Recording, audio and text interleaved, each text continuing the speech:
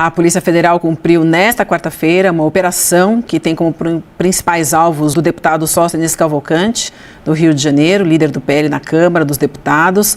Teve autorização do ministro Flávio Dino. O parlamentar não é alvo da medida, é importante deixar isso claro para vocês, mas é a terceira fase da Operação Rent a Car, que chegou a fazer buscas contra o deputado no fim do ano passado para investigar suspeitas de desvios de recursos públicos de cotas parlamentares, tá? Seguinte, o nosso repórter, o Kleber, ele chegou a tentar falar com o Sóstenes disse que ficou sabendo da operação pela imprensa e que quando tiver acesso à decisão vai se manifestar. A Polícia Federal afirma que a atual fase tem o objetivo de aprofundar as operações sobre a movimentação e destinação dos recursos relacionados ao desvio de cota parlamentar. São apuradas suspeitas de crimes de peculato, lavagem de dinheiro, fraude processual e organização criminosa. Uma flasqueira, homem! Ele mandou. E são cumpridos 5 mandados de busca e apreensão no Distrito Federal, em Goiás e também em Minas Gerais. Olha, tem coisas muito interessantes que a gente já viu aqui. Tem inclusive um livro de direito com fundo falso com dinheiro dentro. Se a gente puder botar a imagem aqui.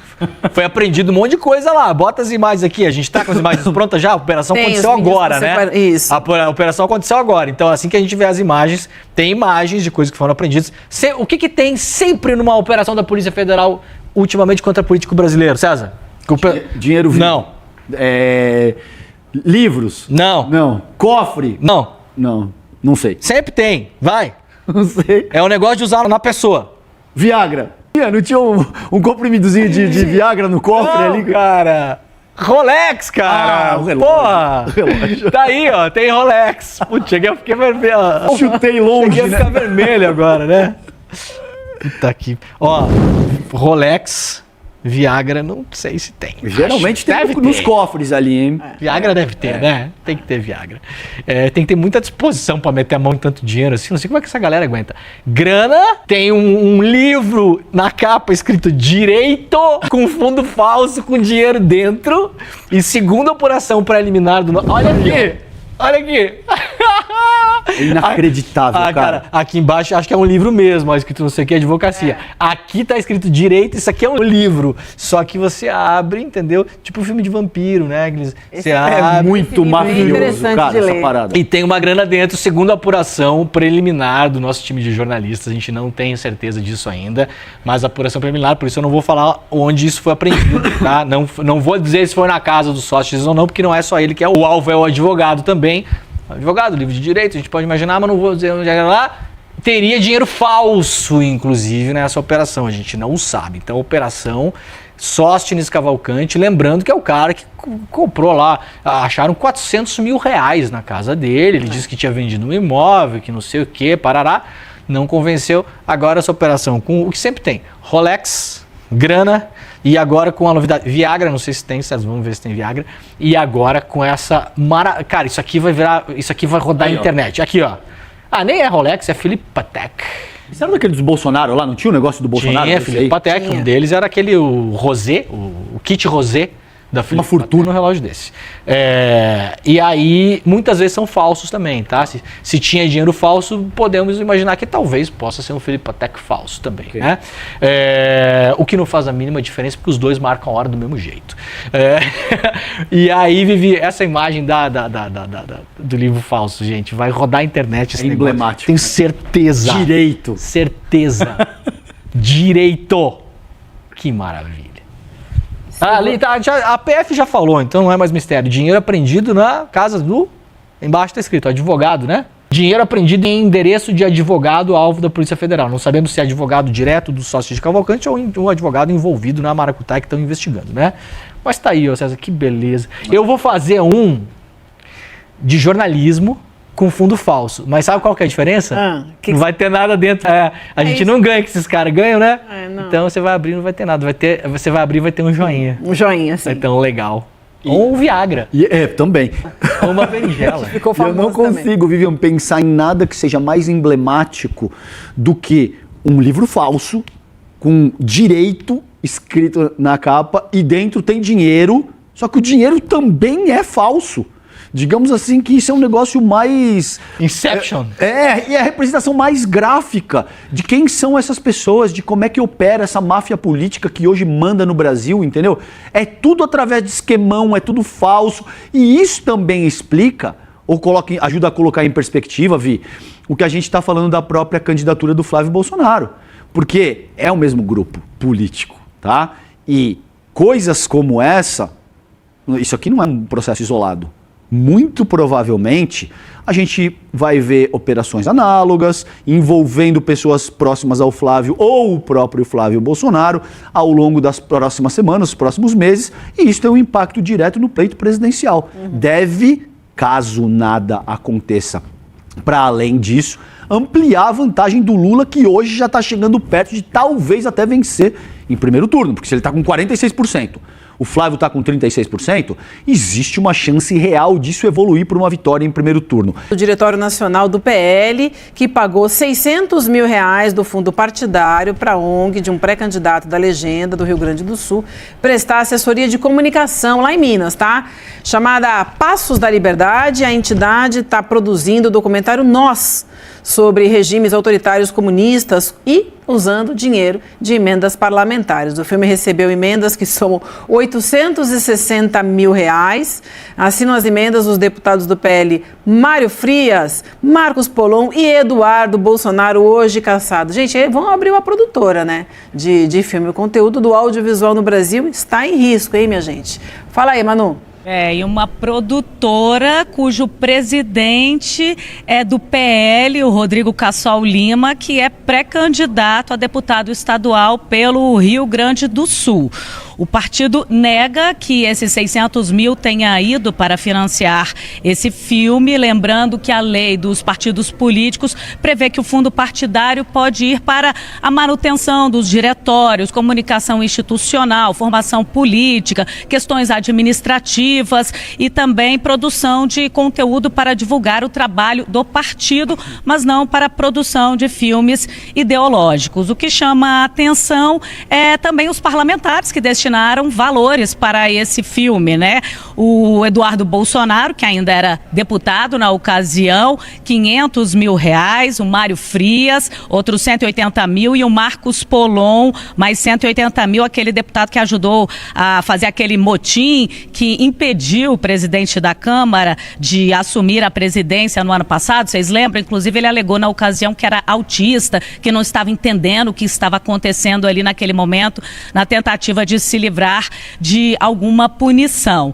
Então, quando a reportagem, a Folha de São Paulo, entrou em contato para saber sobre a prestação de contas, já que envolve emendas parlamentares, dinheiro público, o que o coprodutor do filme, que é o Rodrigo Cassol, disse que existe uma cláusula de confidencialidade. Eu não sei se já explicaram para esses produtores de filme que dinheiro público não combina com confidencialidade, que o cidadão tem direito e dever de saber onde seus impostos estão sendo aplicados. E também chama a atenção porque essa turma é justamente aquela que critica a Lei Rouanet, a renúncia fiscal para financiar obras culturais. E aí eles pegam dinheiro de emenda que poderia estar sendo usada para saneamento básico para colocar num filme sobre comunismo. Inclusive, o nome do filme era para ser Genocida. E aí eles repensaram e o nome do filme agora é Nós, Vivi. Sabe o que não tem... Sabe o que tem prestação de conta, Manu? Justamente o Rouanet.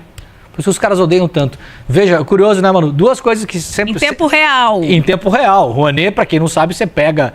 Primeiro que você não pega dinheiro da Rouanet, você consegue aprovação de um projeto para buscar empresas que tenham um faturamento alto, não é qualquer empresa. Aliás, isso é um problema da lei, deveria permitir que qualquer empresa com qualquer faturamento destinasse uma parte para a cultura do Brasil. Sempre critiquei isso.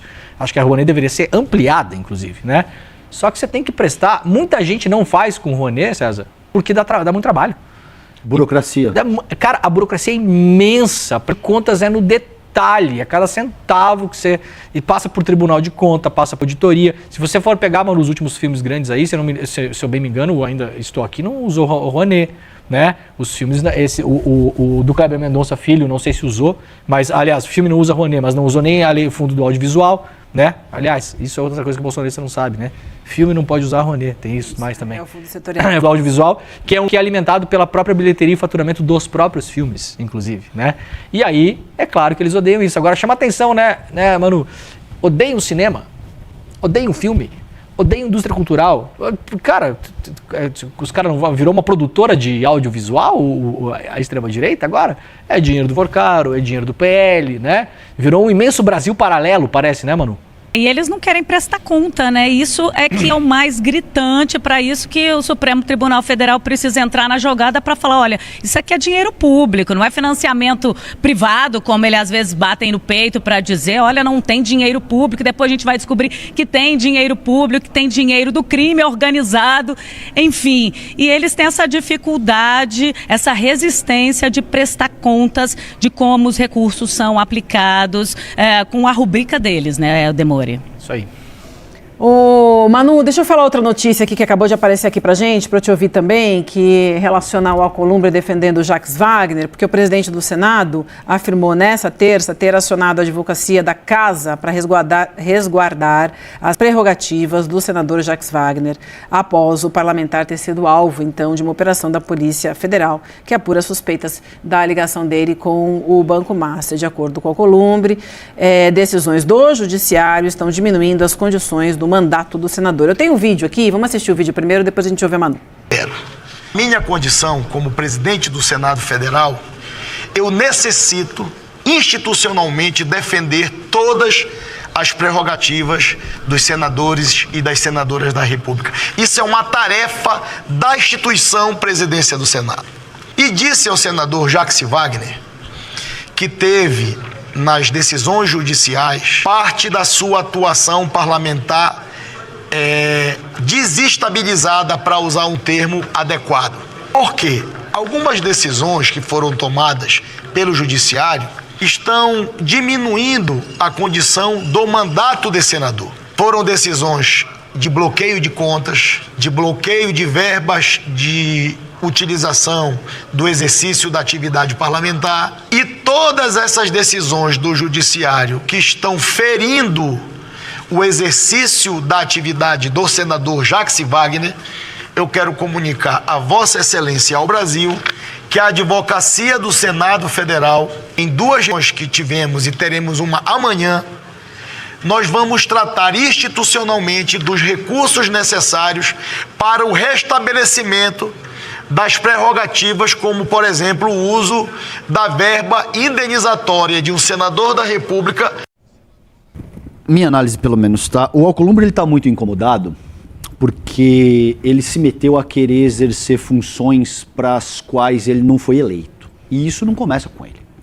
A gente tem o que o Jorge Misael chama de parlamentarismo orçamentário, ou o que o Cláudio Couto chama de governo congressual, Demori. Isso começa com o Eduardo Cunha, tentando e efetivamente usurpando funções do executivo, ganha todo um outro caráter com o bolsonarismo e com o Arthur Lira, porque o Jair Bolsonaro é uma figura cretina e inepta que não tinha condição de administrar um negócio simples, quiçá ser presidente da República. Então ele entrega o comando do Brasil para o Arthur Lira, que nesse contexto de parlamentarismo orçamentário vira um tipo de primeiro-ministro. Então nesse contexto sempre tem alguém querendo ser primeiro-ministro. Sempre tem alguém querendo mandar mais do que o presidente da República. Digamos que a bola da vez é o Alcolumbre, que se coloca nessa posição. Ora, Vivian, sabe quantos votos teve o Davi Alcolumbre para o Senado em 2022? Não lembro. Um pouquinho mais de 196 mil. Uhum. Sabe quanto teve o Lula? 60 milhões. Impressionante. Você entende? Claro. Então, assim, se você quer exercer funções que são típicas da chefia do executivo, candidate-se à presidência da República. Vai. E se eleja presidente da República. Porque o que está em curso nesse contexto, esse grupinho querendo mandar no Brasil, querendo dizer, não quero quem que você indicou pro STF? Não, eu quero Pacheco, então eu vou sabotar isso aqui, se não tiver o que eu quero, eu vou começar a passar um monte de pauta-bomba. E aí, coloca na tela aqui, Edu, por favor, ele diz que ele tá incomodado com esse tipo de coisa. Pauta-bomba. Olha o que foi a capa da Liberta. Isso aí faz 2 semanas, o senador bomba e a bola da vez, porque é exatamente isso que está em curso. Ele está adotando um tipo de chantagem.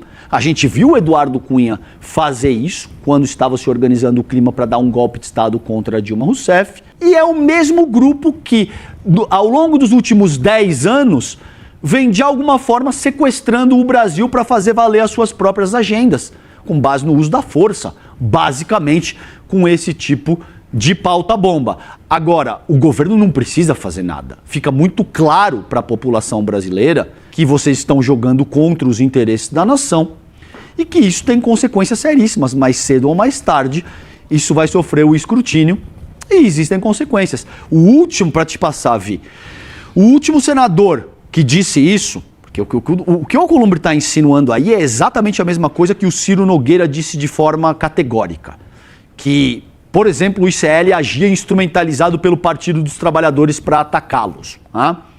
O que aconteceu como ato contínuo? Vocês viram a quantidade e a natureza das quais, as coisas das quais o Ciro Nogueira está envolvido. Curioso esse alinhamento entre o Jacques Wagner e o Alcolumbre. O que é que será que ambos têm em comum que os levam a agir em uníssono?